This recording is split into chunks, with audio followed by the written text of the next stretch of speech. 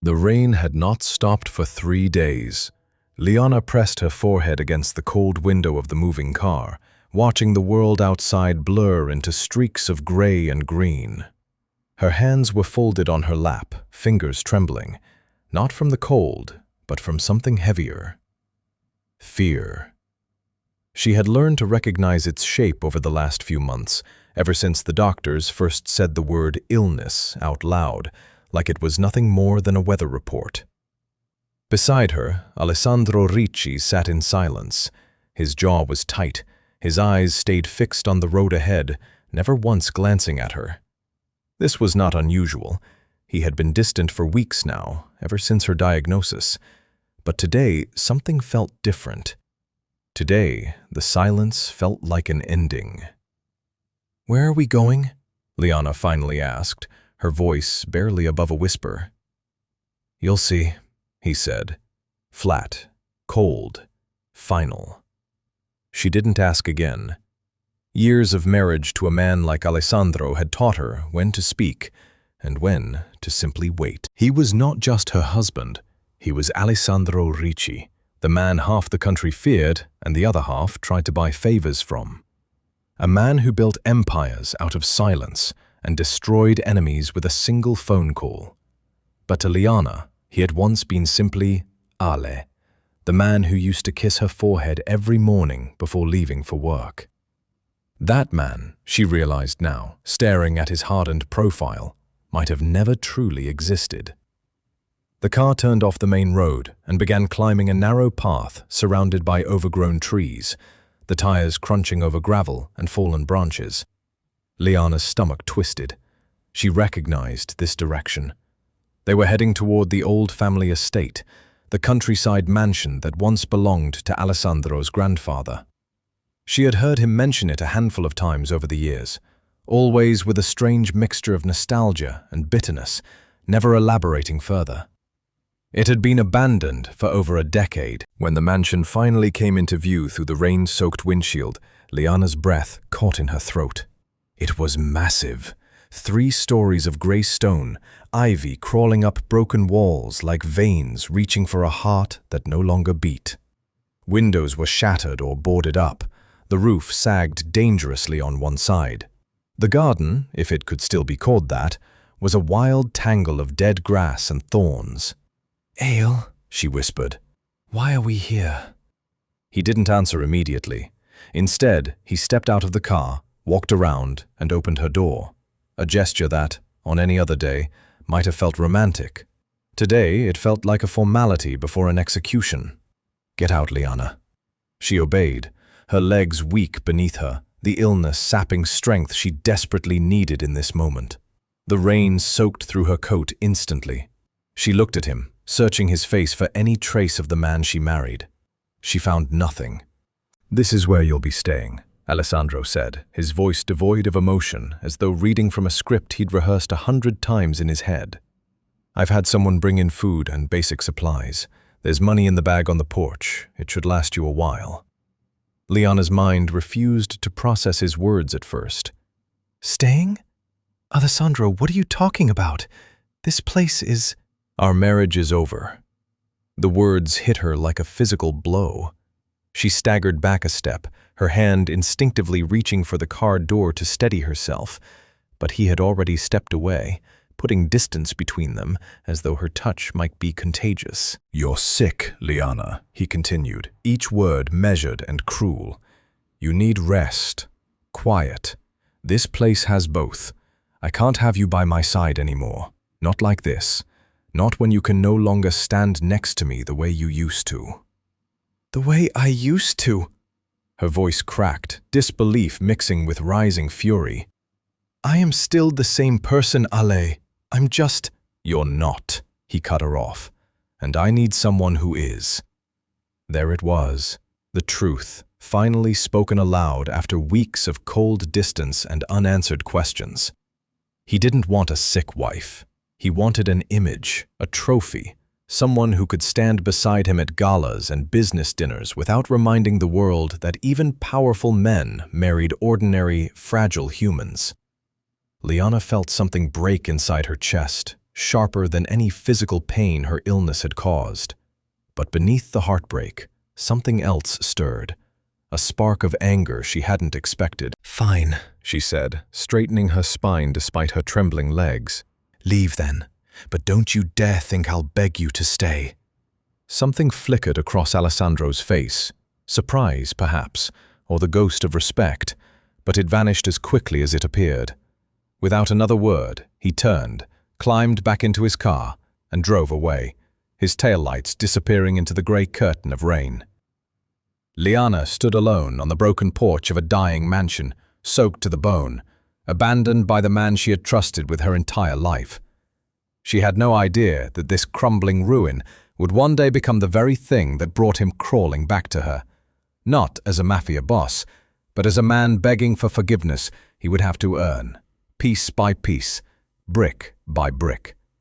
For now, though, she simply stood in the rain and let herself cry, one final time, before deciding she never would again. The first night, Liana didn't cry again. She had promised herself that much. Instead, she sat on the dusty floor of what used to be a grand entrance hall, wrapped in a blanket she'd found in the trunk of supplies Alessandro left behind, listening to rain drip through a hole in the ceiling somewhere above her. The sound was almost rhythmic, almost comforting. It gave her something to focus on besides the ache spreading through her chest. By morning, the rain had stopped, and sunlight cut through the broken windows in thin golden blades, revealing just how bad things really were. The mansion was a shell of its former self, wallpaper peeled in long curling strips. Furniture, what little remained, was rotted or chewed through by animals. The kitchen had no working stove, only a rusted fireplace, and a well outside that, thankfully, still gave clean water. There was a single mattress upstairs, in a room that had somehow escaped the worst of the damage. Dusty, but dry. Liana sat on the porch steps that first morning, staring at the bag of money Alessandro had left. She could take it and leave, find a hotel in the nearest town, call a lawyer, disappear into a new life far from anything Ricci. Some small, exhausted part of her wanted exactly that. But a louder, stubborn part of her, the part that had survived years married to one of the most dangerous men in the country, refused to run. "He thinks I'll fall apart," she thought. "He thinks I'll call him in a week, begging to come home." She wouldn't give him that satisfaction. The illness made everything harder. Some mornings she woke with such deep fatigue that simply lifting a bucket of water felt like climbing a mountain. Her joints ached constantly, and there were days her hands shook too badly to hold a broom. She learned quickly not to fight her body, but to listen to it, working in short bursts, resting when she needed to, refusing to feel shame about the rest. It was during one of these rest periods, sitting on the porch with her eyes closed, that she first heard the voice. "You're the one who moved into the old Ricci place?" Liana opened her eyes to find an elderly woman standing at the edge of the overgrown garden, a woven basket balanced on her hip, watching her with sharp, curious eyes. Yes," Liana said, straightening. "I'm Liana."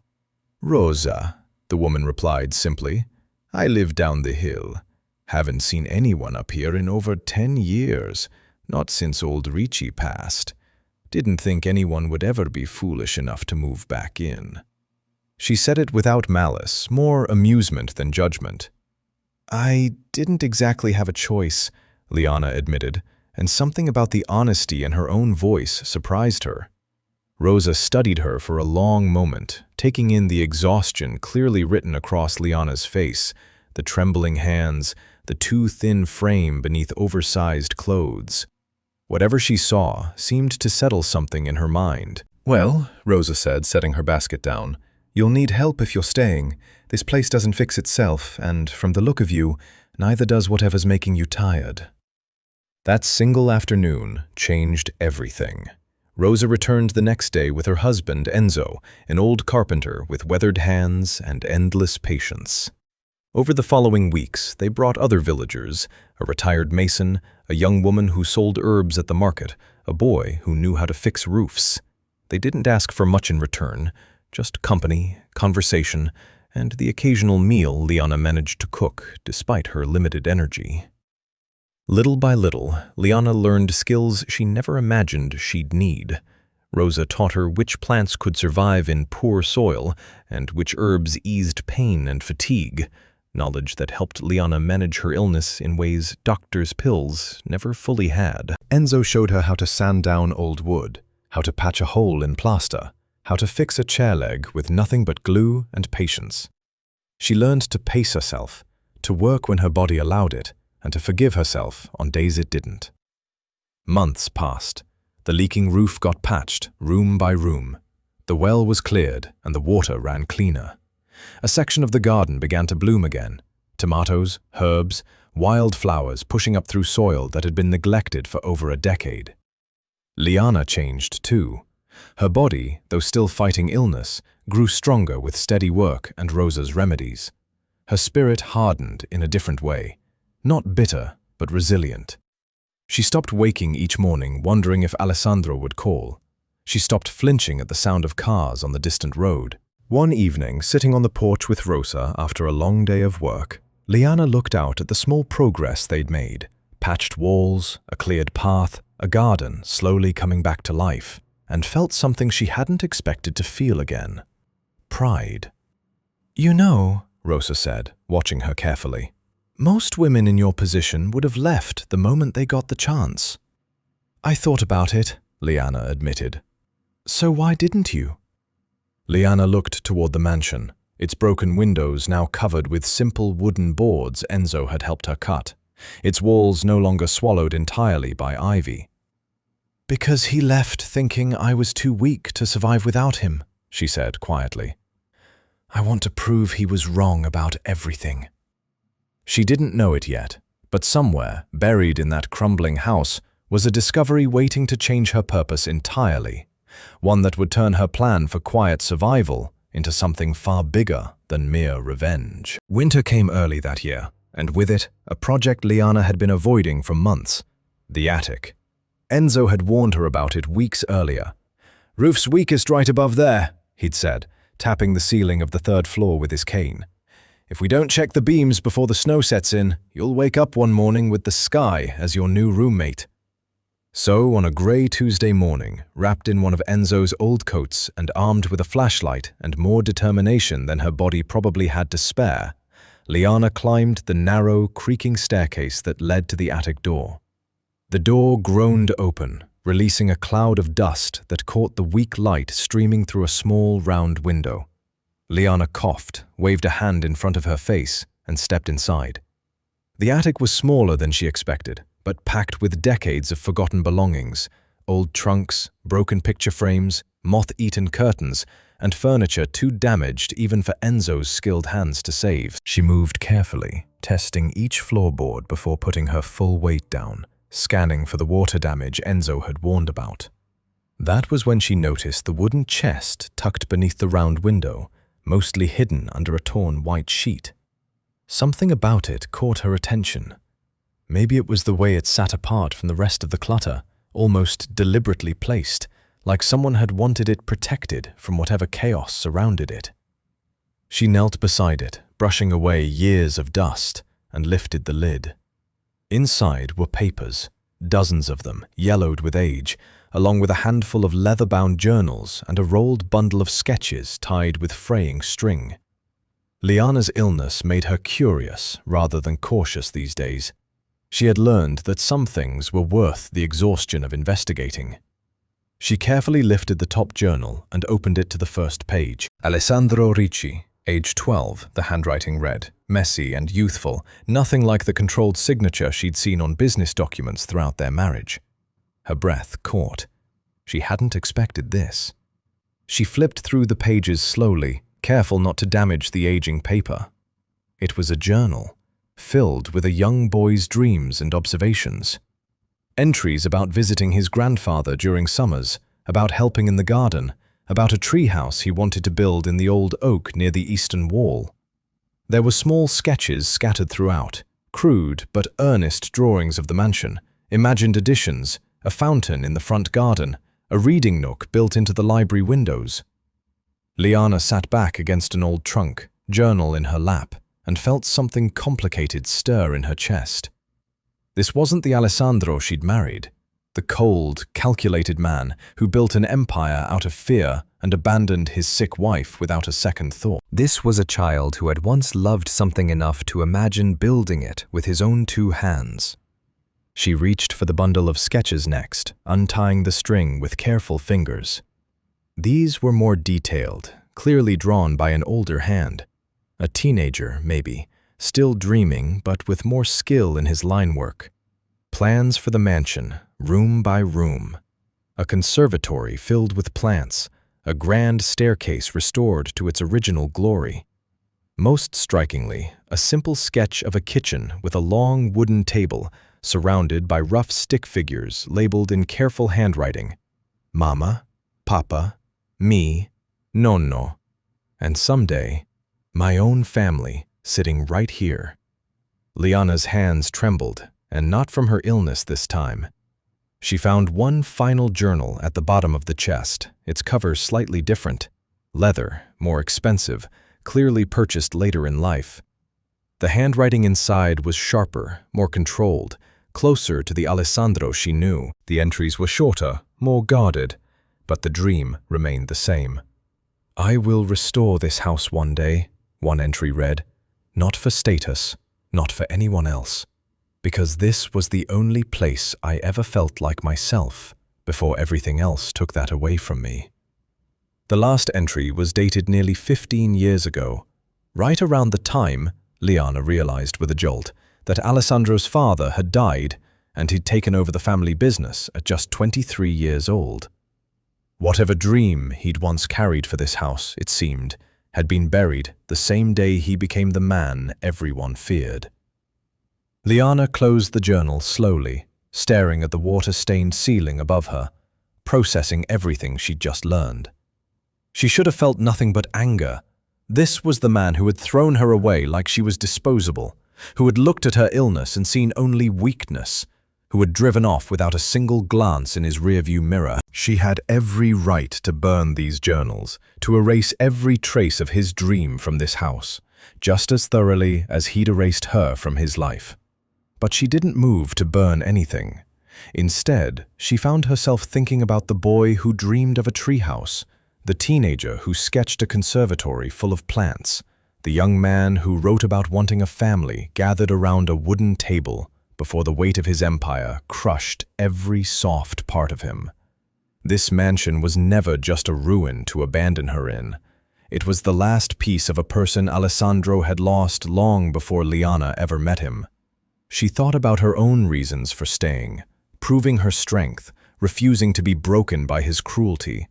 But sitting there, in the dust and cold, surrounded by a stranger's forgotten dreams, a new purpose began forming in her mind, separate from anger, separate from revenge. She would rebuild this house, not for Alessandro, not to win him back or prove anything to him directly. She would build it because somewhere between the sketches of fountains and reading nooks, she found something worth saving that had nothing to do with the man who broke her heart. She would build it for herself, and in doing so, finish the one dream Alessandro Ricci had abandoned even before he abandoned her. The decision changed everything about how Liana approached the mansion. She was no longer just patching holes to survive the winter. She was rebuilding, room by room, with intention. And for the first time since Alessandro left her on that porch, she felt something close to purpose instead of just endurance. She started with the garden. Rosa's granddaughter, a sharp young woman named Bianca, who studied agriculture at the regional university, came by one afternoon to help clear the last of the dead brush from the eastern lawn. Together, they mapped out sections for herbs, vegetables, and flowers, using knowledge Rosa had taught Liana over the past year, combined with Bianca's more technical training. "You have good soil here," Bianca said, running dirt through her fingers. "Better than most farms in the valley. Whoever built this place chose the location well." Liana thought of the sketches in the attic, the fountain, the conservatory, a boy's dream of a family garden, and smiled faintly. He always did have good instincts, just terrible follow-through. The first planting season was modest. Liana didn't have much money left from what Alessandro had given her, and most of it had gone toward roofing materials and basic tools. But what she lacked in funds, she made up for in patience and the free labor of villagers who had, over time, come to see her as one of their own, rather than an outsider hiding in a ruined mansion. By spring, rows of lavender, rosemary, and chamomile stretched across what used to be an overgrown lawn. Liana harvested her first small batch of dried herbs and flowers that summer, bundling them carefully and asking Rosa to help her sell them at the village market, alongside vegetables and preserves. They sold out within 2 hours. It wasn't much money, but it was hers, earned entirely through her own hands, without a single cent from Alessandro Ricci. That feeling was worth more than any amount she could have taken from him. Word spread slowly at first, then faster. The dried lavender bundles from the old Ricci estate became known for their quality, and soon Liana was fielding requests from a small shop 2 towns over, then a florist in the nearest city who wanted a regular supply of dried herb arrangements for weddings and events. She reinvested every euro back into the mansion. The roof got properly repaired that second year. No more patches, no more buckets catching rain in hallways. Enzo brought in his old apprentice, a quiet young man named Marco, to help restore the original wooden staircase Liana had found sketched in Alessandro's teenage drawings. She didn't tell Marco or Enzo about the sketches. That felt like a private thing, something between her and the ghost of a boy who no longer existed inside the man she'd married.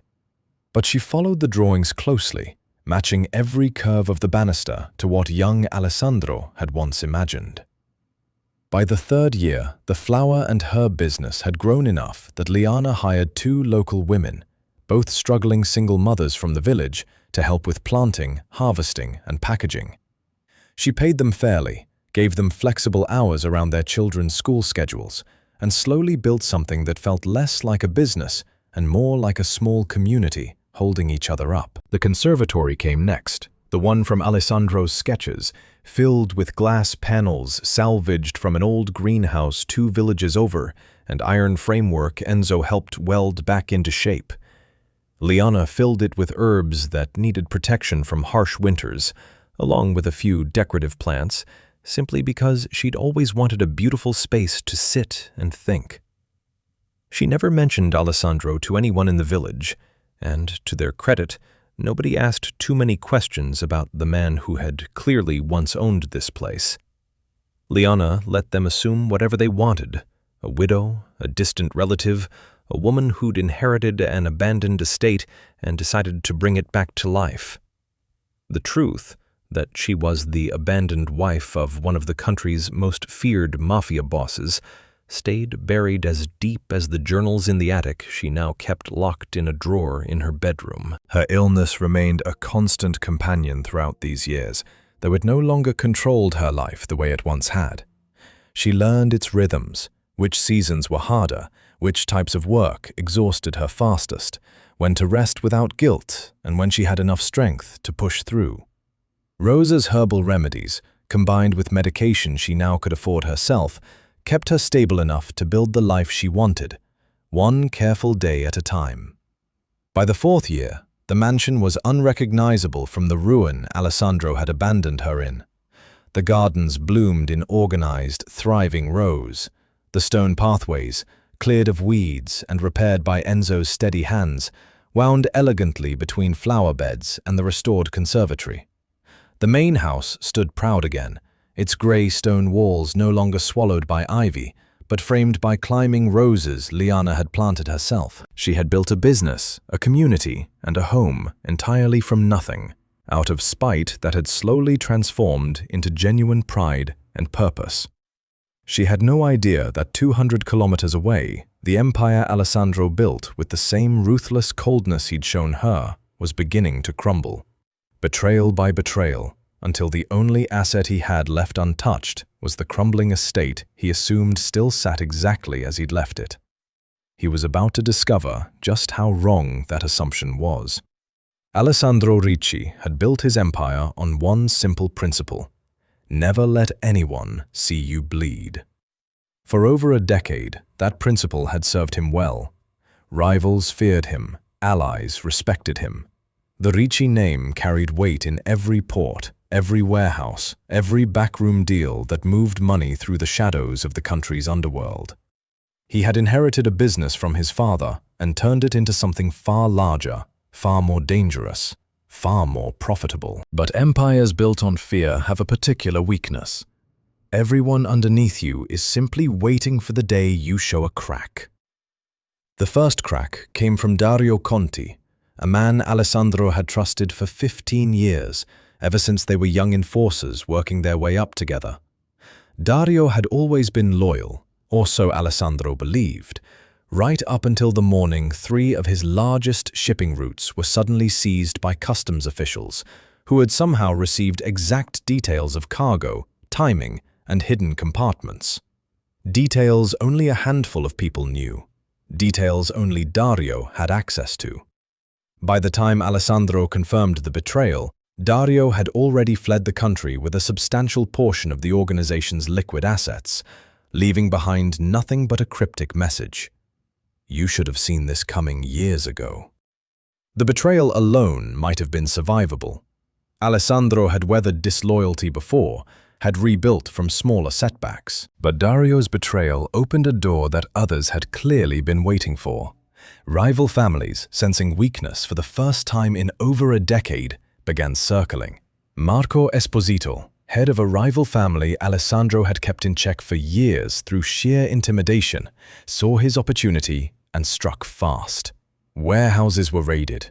Distribution networks were quietly poached. 2 of Alessandro's most profitable operations collapsed within months, their workers absorbed into Esposito's growing organization almost overnight. Alessandro fought back the only way he knew how, through force, through threats, through calling in every favor he'd accumulated over the years. But favors, he discovered too late, only worked when people still feared the consequences of refusing them. And fear, once cracked, spread like a virus through the entire underworld ecosystem. Men who once trembled at the mention of his name began testing boundaries they never would have dared approach a year earlier. Within 18 months, Alessandro Ricci had lost nearly everything. His penthouse apartment, seized by creditors after a failed business front collapsed under legal scrutiny, his fleet of luxury cars sold off piece by piece to cover mounting debts from allies who suddenly demanded immediate repayment. His closest advisors, one by one, quietly transferred their loyalty to Esposito's growing empire, leaving Alessandro with a skeleton crew of men too old, too loyal, or too stubborn to abandon a sinking ship. He moved into a modest rented apartment on the outskirts of the city, a stark contrast to the penthouse he'd once owned. Some nights, he sat alone with a bottle of wine that cost a fraction of what he used to spend on a single dinner, staring at the walls, trying to understand exactly where everything had gone wrong. The truth, when it finally surfaced in his mind, was uncomfortable. He had built an empire on fear rather than loyalty, on control rather than trust. He had spent so many years making sure everyone around him understood the cost of crossing him that he'd forgotten to build anything worth protecting beyond his own reputation. When the fear cracked, there was nothing underneath to hold the structure together. He thought, occasionally and bitterly, of Liana. He hadn't spoken to her in over 4 years, hadn't sent a single message, hadn't checked on her condition, hadn't even confirmed she was still alive in that crumbling countryside mansion. At the time, abandoning her had felt like removing a weakness before it could be exploited by enemies who might use her illness against him. Looking back now, from the wreckage of everything he'd built, he wondered if that decision had been the first crack in the foundation, the first sign to everyone around him that loyalty meant nothing once convenience demanded otherwise. If he could abandon his own wife so easily, why would anyone expect different treatment from him? He pushed the thought away quickly, the way he'd trained himself to push away anything resembling guilt. Guilt was a weakness. Weakness got you killed in his world. But as his financial situation grew increasingly desperate, Alessandro found himself reviewing every remaining asset with the same cold calculation he applied to any business decision. His accountant, one of the few loyal employees remaining, presented him with a final list of properties still legally under his name, most already mortgaged or tied up in ongoing legal battles with creditors. Only one property remained completely unencumbered: the countryside estate, his grandfather's old mansion. Alessandro stared at the file for a long moment, memories flickering unwillingly through his mind: childhood summers, a boy's dream sketches, and more recently, the image of Liana standing in the rain on that broken porch, refusing to beg him to stay. "It's probably still a ruin," his accountant said carefully. "But the land alone could fetch a decent price. Countryside estates near the coast have been selling well to foreign investors." Alessandro nodded slowly, already calculating logistics in his head. He would need to check the property's condition, perhaps arrange minor repairs to make it presentable for buyers, ensure Liana had relocated somewhere sensible with the money he'd left her years ago. He assumed, without any real doubt, that she'd likely moved to a small apartment in the nearest town, perhaps remarried, perhaps simply survived quietly on his money until it ran out. The mansion, he was certain, remained exactly as broken and abandoned as the day he'd left her there. He had no way of knowing that everything he assumed was about to be proven catastrophically wrong. 3 days later, Alessandro Ricci packed a single bag, got into a car far less impressive than the one he'd once driven away in, and began the long drive back to the countryside estate he hadn't seen in over 4 years, expecting nothing but ruins waiting to be sold. The road hadn't changed much in 4 years. Alessandro noticed the same overgrown trees lining the narrow path, the same gravel crunching beneath his tires, the same steep climb toward the property his grandfather had once called home. For a moment, driving up that familiar route, he almost expected to feel nothing at all, just the cold detachment he'd trained himself to carry into every situation, no matter how personal. Then the trees cleared and the mansion came into view. Alessandro stopped the car in the middle of the road, staring through the windshield in complete disbelief. This wasn't the ruin he remembered. The grey stone walls, once crumbling and swallowed by wild ivy, stood clean and restored, framed by climbing roses in full summer bloom. The roof, which he vividly recalled sagging dangerously to one side, sat perfectly level, covered in fresh terracotta tiles that caught the afternoon sunlight. Windows that had once been shattered or boarded shut were now fitted with elegant glass panels, some of them open to let a warm breeze drift through what he assumed must be a completely renovated interior. The garden stretched out before the house in organized, thriving rows: lavender, rosemary, and flowers he couldn't immediately identify, all arranged with the kind of careful intention that spoke of someone who understood both beauty and purpose. A stone pathway, clearly rebuilt by skilled hands, wound gracefully from the main gate toward the front steps, passing beside a glass conservatory that hadn't existed the last time he'd stood on this property. Alessandro's chest tightened as recognition dawned, slow and disorienting. The conservatory, the garden layout, the exact placement of the roses along the front walk.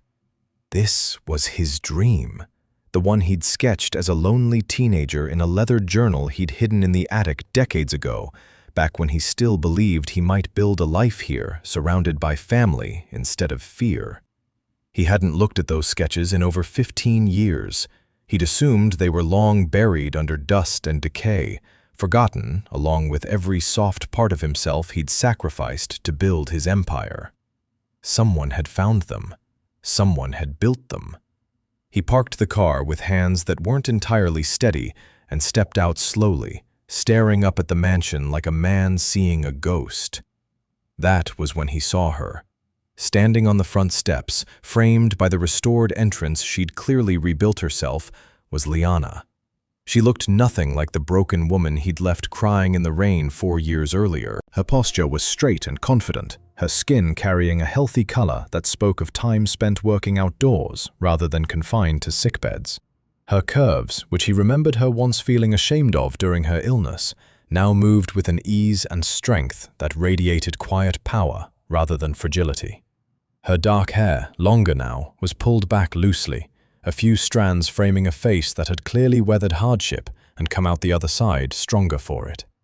She watched him approach with an expression he couldn't quite read, not anger, not joy, something far more controlled and unreadable than either. Alessandro, she said, his full name deliberate and cool, nothing like the affectionate Ale she used to call him.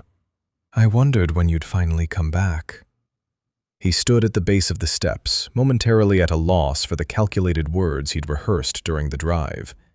Liana, I don't understand. What happened to this place? I happened to this place, she replied simply. 4 years of it, to be exact. Alessandro's eyes swept over the restored mansion again, searching for any explanation that made sense within his framework of the world. The money I left you, you used it to… That money ran out within the first 6 months, Liana cut in, her voice steady and matter-of-fact.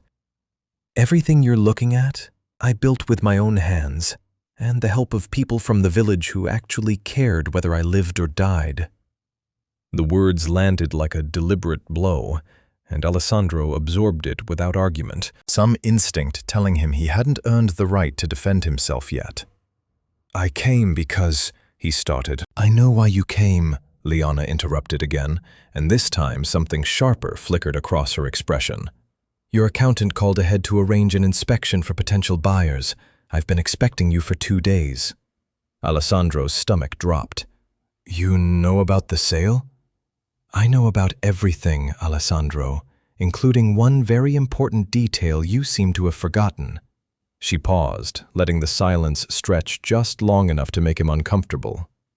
This property isn't yours to sell. What are you talking about? This has been in my family for… You signed it over to me 4 years ago as part of the separation paperwork your own lawyer drafted, back when you assumed this place was worthless and wanted to wash your hands of any responsibility toward me. The deed transfer went through 18 months ago, once I'd saved enough to cover the legal fees to finalize it properly. She crossed her arms, her tone calm despite the weight of what she was revealing.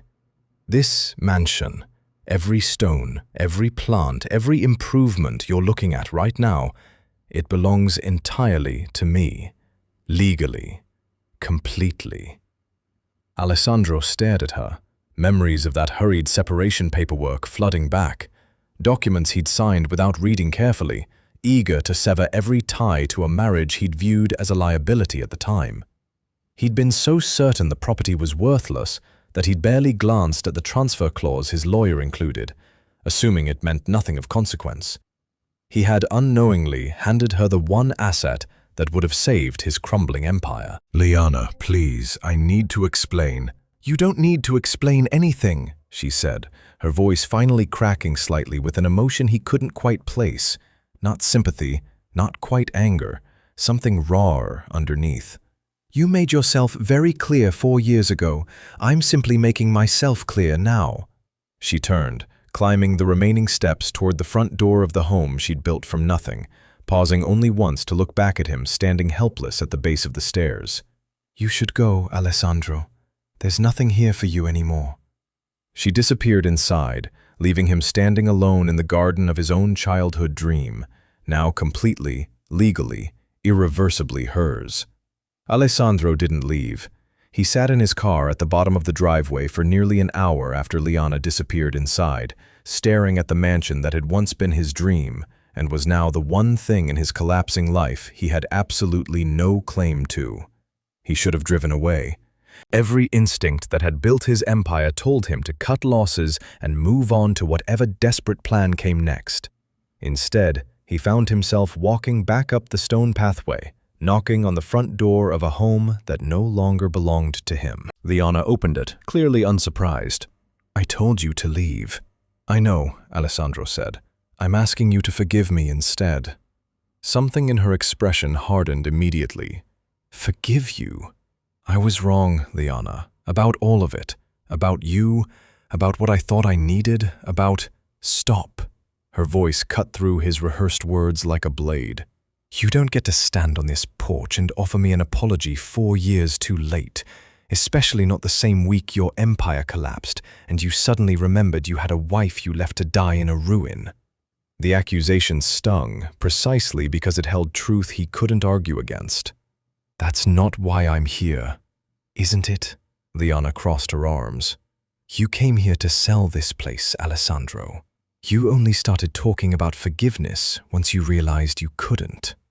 He had no honest response to that. She closed the door gently but firmly, and Alessandro stood on the porch a long moment before finally walking back to his car and driving away. Though not, as Liana assumed, back toward the city. He rented a small room above the village tavern that night instead, unable to bring himself to leave entirely, even without a plan for what staying nearby might accomplish. It was 3 days later that the real threat arrived. Liana was reviewing shipment orders for her herb business in the study when Bianca burst through the front door, breathless and pale. There are men at the property line. Surveyors, they said, but Enzo recognized one of them from the news. He's connected to some development company out of the city. Liana's stomach dropped. Within an hour, she had her answer, delivered by a smug lawyer in an expensive suit who arrived unannounced at her front gate with a folder of documents claiming the mansion's original deed transfer contained a clerical error, one that supposedly voided her ownership entirely and returned the property to a holding company that had, conveniently, just purchased the debt from Alessandro's collapsed business empire. This is fraud, Liana said flatly, refusing to even open the folder. That's for the courts to decide, the lawyer replied coolly. My client is prepared to make this very difficult for you, Mrs. Ricci, unless you're willing to negotiate a quick settlement. The threat was clear enough. Liana closed the gate in his face, her hands shaking with barely controlled fury, and immediately called the only person she thought might understand exactly what was happening. Alessandro arrived within 20 minutes of her call, still wearing the same clothes from 3 days earlier, clearly having not left the village at all. Marco Esposito, he said grimly, after reading through the documents Liana reluctantly showed him. This has his fingerprints all over it. He bought my remaining debts specifically to find leverage against me. And somehow he discovered this property was tied to our separation. Why would he care about a mansion in the countryside? Because he knows what it would do to me to lose the one thing I have left that actually matters, Alessandro said quietly, something raw and unguarded in his voice that Liana hadn't heard from him in years. He's not trying to hurt you, Liana.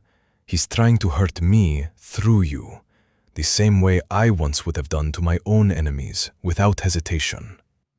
The admission hung heavy in the air between them. I brought this danger into your life, Alessandro continued, not just 4 years ago by abandoning you here, but now by dragging my collapsing empire's problems back to your doorstep. He met her eyes directly. Let me fix this. Not for forgiveness, not because I expect anything from you afterward. Simply because it's the right thing to do, and because you shouldn't have to fight a war I created. Liana studied him carefully, searching for the manipulation she expected from a man who'd spent his entire adult life manipulating situations to his advantage. She found something different this time. Desperation, certainly, but underneath it, something that looked almost like genuine shame. I don't need you to save me, she said finally. I know you don't, Alessandro replied. You've proven that beyond any doubt over the past 4 years. But you don't have to fight alone either, if you don't want to.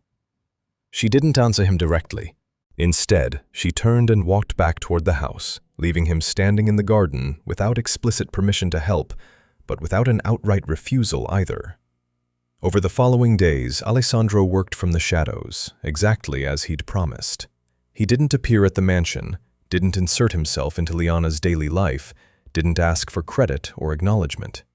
Instead, he used what remained of his old network, men who still respected him despite his fallen status, to quietly investigate the holding company behind the fraudulent claim.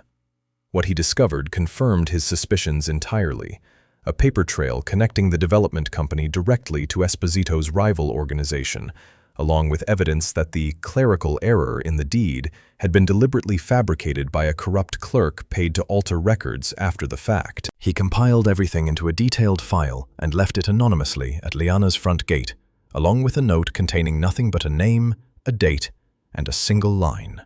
This should be enough to expose them. I'm sorry it took me so long to become someone worth trusting."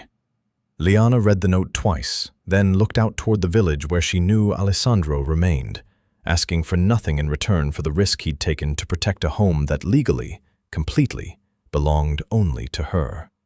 For the first time in 4 years, she found herself uncertain whether the man standing in her memory as a villain might be capable of becoming something else entirely. The file Alessandro left at her gate was only the beginning.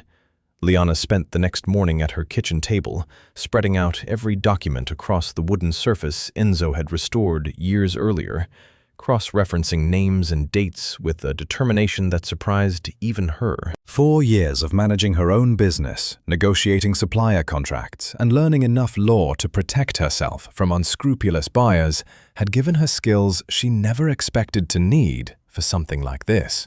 But here she was, tracing a fraudulent paper trail with the same careful patience she once used to nurse dying lavender plants back to health. She found the gap in their case within 2 days. The corrupt clerk who'd allegedly discovered the clerical error had backdated his signature on the amended documents.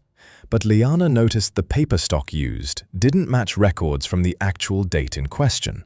It was a small detail, the kind of thing only someone who had spent years poring over supplier invoices and contract paperwork might catch. She photographed the discrepancy carefully and brought it to Rosa's nephew, a young lawyer working in the regional capital who owed Rosa several favors and asked no questions about why the abandoned wife of a mafia boss suddenly needed his help. While Liana built her legal case, Alessandro pursued a different front entirely. He met with old contacts under cover of darkness, calling in whatever remaining loyalty he could find among men who hadn't yet fully abandoned him for Esposito's growing empire. It was dangerous work. Every meeting risked exposing him to enemies who would gladly eliminate him now that he no longer had the protection of fear behind his name. But Alessandro moved through it with a focus Liana had rarely seen from him, even during the height of his power.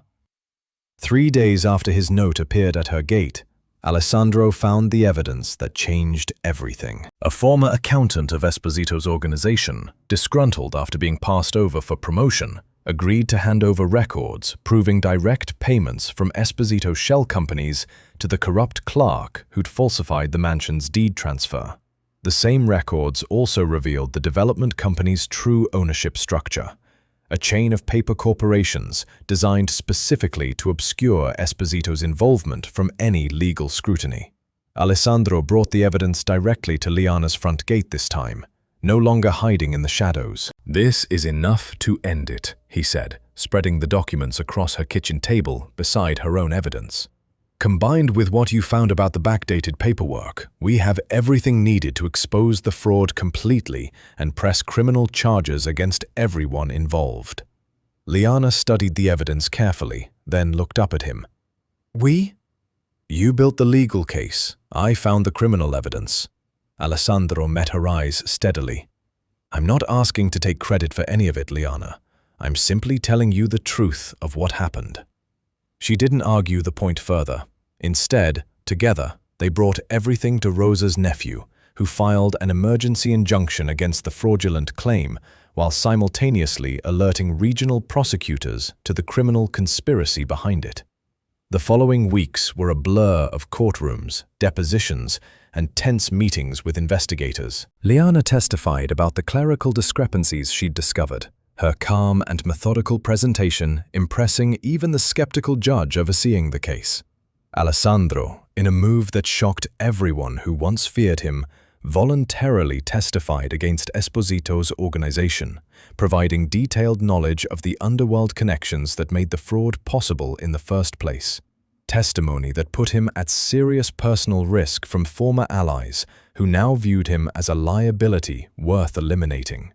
"You didn't have to do that," Liana told him quietly, after the hearing where his testimony effectively destroyed Esposito's legal standing in the case. "Testifying against them could get you killed." "I know," Alessandro said simply, "but I spent my whole life protecting myself at the expense of everyone around me. I wanted, just once, to protect something that actually mattered more than my own survival." The corrupt clerk was arrested within days, quickly implicating the shell companies and, eventually, Esposito himself in a scheme that unraveled far beyond just the mansion's fraudulent deed claim. Regional prosecutors, eager to finally build a case against Esposito's growing criminal empire, used the evidence Alessandro provided to launch a broader investigation that would ultimately cripple the rival organization's operations across multiple regions. The mansion, and Liana's ownership of it, was permanently and legally secured. It should have felt like an unambiguous victory, and in many ways it was. But the process had also forced Liana and Alessandro into constant proximity. Strategy meetings that stretched late into the evening, tense car rides to court appearances, quiet moments waiting outside lawyers' offices where conversation became inevitable. During one such wait, sitting on a bench outside the regional courthouse while Rosa's nephew finalized paperwork inside, Alessandro finally said what he'd been avoiding for weeks. "Abandoning you here was the greatest mistake of my life," he said quietly, staring at his hands rather than looking at her. "Not because of what it eventually cost me financially, though I understand if that's what makes my apology feel hollow. It was the greatest mistake because I threw away the one person who ever saw past everything I'd built to control people and actually loved who I was underneath all of it." Liana was quiet for a long moment, watching pedestrians move along the courthouse steps, processing an admission she'd waited 4 years to hear and never expected to receive. "I don't know if I can trust that version of you exists anymore," she said, finally, honestly. "The man who said that to me might be real, or he might just be another calculation from someone who's lost everything else and needs somewhere to land." "That's fair," Alessandro said, accepting the assessment without argument. "I don't expect you to trust me based on words alone. I know I have to earn it, if it's even possible to earn something like that back." "Then earn it," Liana said, simply, standing as Rosa's nephew emerged from the courthouse with the finalized paperwork securing her ownership beyond any future challenge. "Not with grand gestures or dramatic testimony, with time, with consistency, with showing up in small ways over and over without expecting anything in return." It wasn't forgiveness, not yet. But for the first time since he'd driven away from that broken porch 4 years earlier, Alessandro Ricci had something he hadn't possessed in a very long time. A chance. Alessandro took her words seriously. He didn't return to the city, didn't attempt to rebuild whatever remained of his criminal empire, didn't chase the power and fear that had once defined his entire identity. Instead, he rented the same small room above the village tavern and found honest work. First helping Enzo with carpentry projects around the village, then gradually taking on odd jobs for anyone who needed steady hands and didn't ask too many questions about a man clearly starting over from nothing. The village, to its credit, gave him the same quiet acceptance it had once given Liana. Rosa remained coolly suspicious for months, watching him with the sharp eyes of a woman who had seen too many men promise change without ever delivering it. But Alessandro didn't try to win anyone over with grand gestures. He simply showed up, day after day, doing the work in front of him without complaint. At the mansion, his presence became something Liana grew used to slowly, almost without noticing. He never asked to move back in, never pushed for a reconciliation she wasn't ready to offer. Instead, he asked Enzo what needed fixing and quietly repaired the fence line along the eastern garden. He noticed the conservatory's irrigation system struggled during dry spells and spent a week researching a solution before presenting Liana with a simple, workable fix rather than a demand to implement it.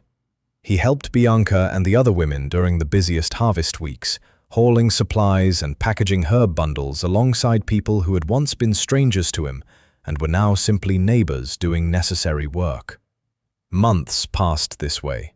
Alessandro never once mentioned forgiveness, never brought up their marriage, never asked Liana for anything beyond the small, practical permission to help maintain a home he understood, without question, belonged entirely to her. It was Liana who brought it up first, nearly 8 months after the courthouse conversation, on an evening when they sat together on the porch steps after a long day repairing storm damage to the conservatory roof.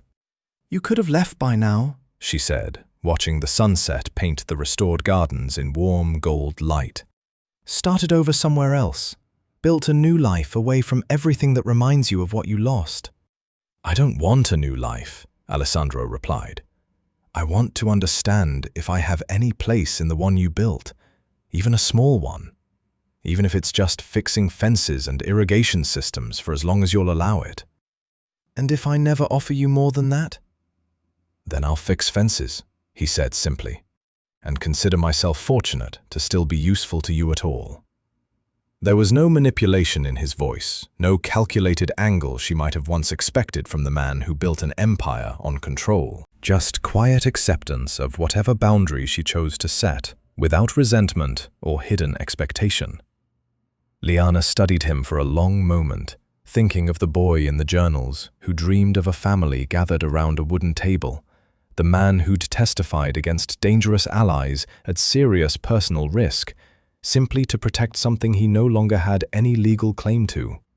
The version of Alessandro who had spent 8 months proving through consistent action what his words alone could never have accomplished.